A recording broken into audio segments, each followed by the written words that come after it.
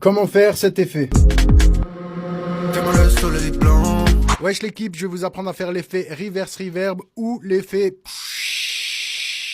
comme les artistes disent si bien. Donc vous allez voir, c'est pas archi compliqué. Je vous montre en solo ce que ça donne.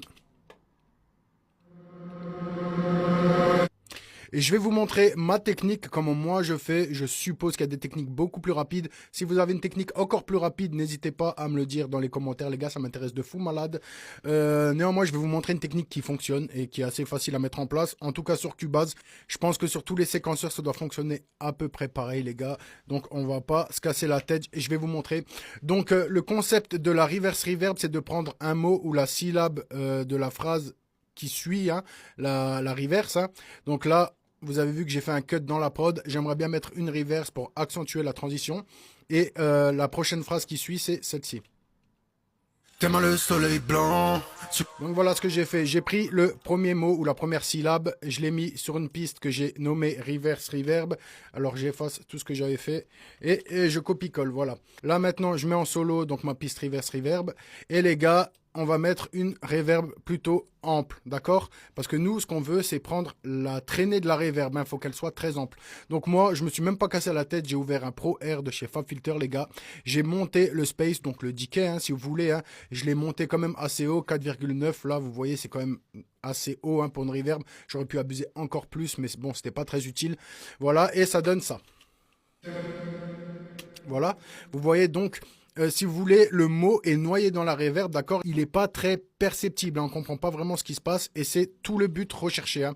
Ensuite, ce que j'ai fait, forcément les gars, je vais mettre des locators, d'accord? Tac. Et moi, je veux que ma traînée de reverb soit assez longue, hein, donc je vais vous montrer. Je vais prendre, je sais pas, une, deux mesures, hein, d'accord? Voilà, pour être ample.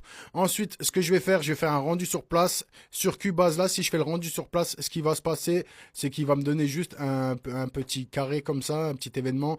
Les gars, si vous avez une technique pour qu'il me le rende directement avec la reverb, hein, donc assez longue, dites-le moi en commentaire, ça m'intéresse. Moi, je vais vous montrer comment je bidouille le truc. Je vais créer un événement juste ici, d'accord? Ensuite, je vais le coller pour que ça devienne plus qu'un seul événement.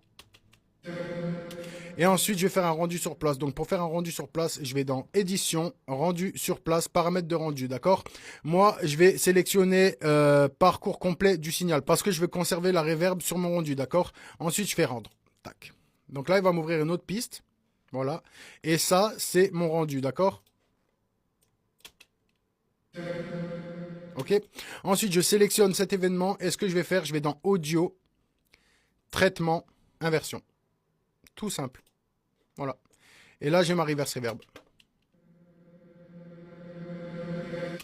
Donc voilà. Ensuite, j'ai juste à la placer là où je veux qu'elle soit, hein, d'accord? Donc, je vais augmenter un peu le volume. Hop. J'ai envie qu'elle cut pile là à la reprise. Donc voilà, je nettoie un peu les gars. Hein. Tac. Je mets un petit fade in. Tac. Pour qu'elle arrive tranquillement.